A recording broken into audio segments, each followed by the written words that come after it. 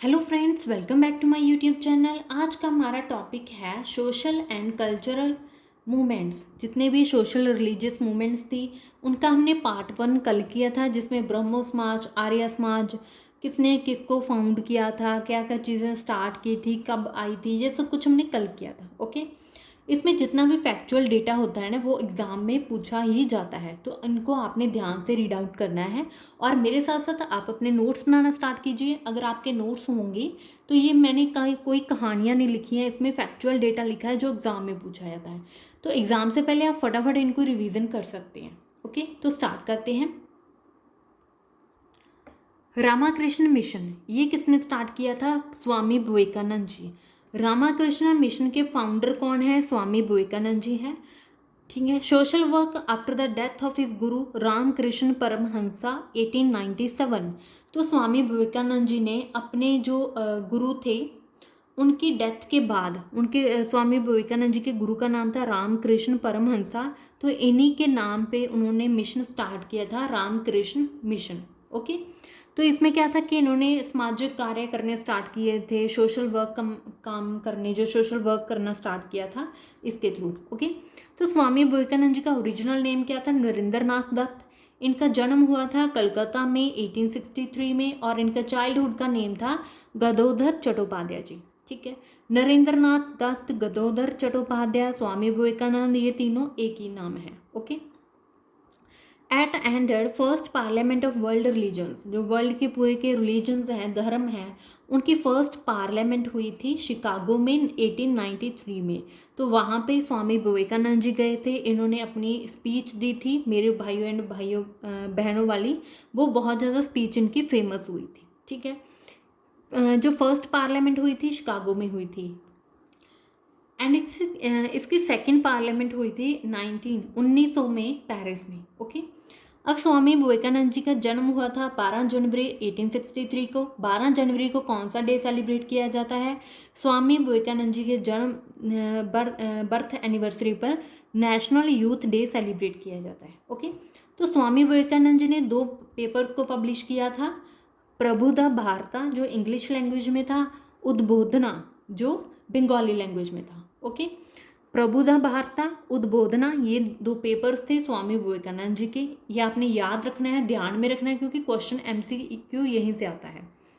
The spiritual father of the modern nationalism movement, ये sentence किसे कहा जाता है? स्वामी विवेकानंद जी। ये सेंटेंस किससे रिलेटेड है? स्वामी विवेकानंद जी से। ठीक है, ये क्वेश्चन आता है। स्वामी विवेकानंद जी ने 2 बुक्स रिलीज की थी, राजयोग एंड कर्मयोग। दोनों बुक्स ने जो ब्रिटिशर्स थे, मतलब फॉरेन वेस्टर्न जो लोग थे, उनको योगा के बारे में कुछ जानने की, नॉलेज लेने के लिए बहुत ज़्यादा हेल्प की थी।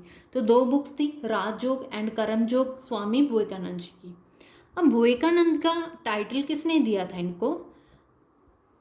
When he was going to attend Chicago parliament, जब स्वामी विवेकानंद जी ने शिकागो पार्लियामेंट को अटेंड किया था, वहाँ पे इनकी स्पीच दी थी, वो फेमस हुई थी। तो उस टाइम पे अजीत सिंह खेत्री के द्वारा इन्हें विवेकानंद का टाइटल दिया गया था। Okay, established Vedanta society 1896 New York. Swami Vivekananda ji ने वेदांता सोसाइटी को 1896 में न्यूयॉर्क में इस्टेब्लिश किया था। आगे आती है नामधारी मूवमेंट, कूका मूवमेंट भी कहा जाता है जिसे। नामधारी मूवमेंट को स्टार्ट किया था बाबा राम सिंह जी के द्वारा 1856-7 में, और इसे नामधारी भी कहा जाता है। अब उस टाइम पे क्या था कि जो ब्रिटिशर्स थे उनका बोलबाला ज़्यादा था पंजाब में। ठीक है, और सिखों का जो रूल था वो कम हो गया था, मतलब सिखों को थोड़ा दबा कर रखा जाता था। तो बाबा राम सिंह जी ने नामधारी मूवमेंट, कूका मूवमेंट को स्टार्ट किया कि दोबारा से पंजाब में सिख कौम का रूल स्थापित किया जा सके, सिख को दोबारा से रिस्टोर किया जा सके, एंड फॉरेन पावर्स को आउटिंग की जा सके, यहाँ से निकाला जा सके। ठीक है, इन्होंने विद्रोह भी किया था, एक रिवोल्ट स्टार्ट किया था जिसमें फॉरेन चीज़ों का, जितना भी फॉरेन मटेरियल था उनका बाइकआउट किया था। इंडियन जो मेड इन इंडिया, मतलब इंडिया की बनी हुई चीज़ें थी, उनका यूज़ करना स्टार्ट किया था। लेकिन ब्रिटिशर्स ने क्या किया कि इनके विद्रोह को सप्रेस कर दिया, मतलब दबा दिया। तो 1872 को बाबा राम सिंह जी को रंगून भेज दिया और इनका रिवोल्ट सप्रेस्ड कर दिया गया ब्रिटिशर्स के द्वारा। आगे आती है जंग बंगाल मूवमेंट। 1820 से 30 तक का टाइम पीरियड था जब ये चली थी जंग बंगाल मूवमेंट। इसके फाउंडर कौन थे? हेनरी लुइस विवियन डॉर्जियो, जो कि एक टीचर थे हिंदू कॉलेज कलकत्ता में। इन्होंने एडिट किया था न्यूज़पेपर्स को, इनके नहीं है, सिर्फ एडिट किया था Calcutta gazette and India gazette को। ठीक है, यंग बंगाल मूवमेंट के फाउंडर कौन थे? Henry Louis Vivian Derozio. ये क्वेश्चन पूछा जा सकता है। ओके, तो आई होप यहाँ तक आज का जो टॉपिक था यहीं तक था, अदरवाइज़ वीडियो ज़्यादा लंबी हो जाएगी। पार्ट 3 इसका कल आएगा। अगर आपको मेरी वीडियो कंटेंट अच्छा लगता है तो please like share and subscribe my YouTube channel. Thank you.